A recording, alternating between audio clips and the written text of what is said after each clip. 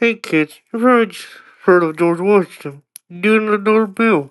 The guy with the wooden teeth and apparently the man who could not tell a lie. Spoilers, he did lie sometimes, just not about chopping trees. But who was he really? Today we'll dive deep into the story of a tall, quiet farmer actually became the big pop of a whole country. George Washington was born in 1732 in Virginia, back when America was basically England but with more mosquitoes.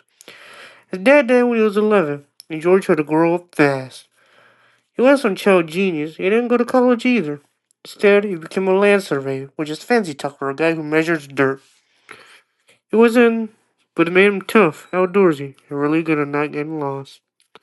Fast forward to his 20s. The British are fighting the French and Native Americans over land. And George wants in. So he signs up and me gets shot at a lot.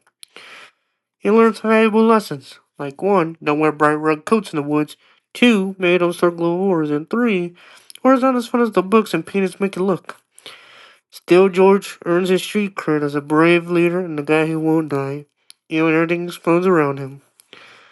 After all that, George retires to his farm in Vernon. He's rich, popular, and just wants to chill with his wife Martha. But the colonies start going about tax, and no taxation, no representation. And George's like, come on, George, get your side down. Boom. 1775 hits, the American Revolution starts, and Congress, we need a general who's tall, calm, and doesn't freak out. The war is long, messy, and mostly terrible. Soldiers have no shoes, food, or nothing. But Washington keeps the army together through sheer willpower and motivational speeches like, don't give up, guys, the French are coming. Eventually, the British gave up, America wins. And George, he could have been king, but instead he just stayed home like a boss. A few years later, the country's falling apart. No money, no rules, no good memes. But people are like, okay, George, one more time. And in 1789, he became the first U.S. president. Basically, no rules for the job, so he basically invents them. Only served 2 terms, don't act like a king, and always looks heroes and portraits.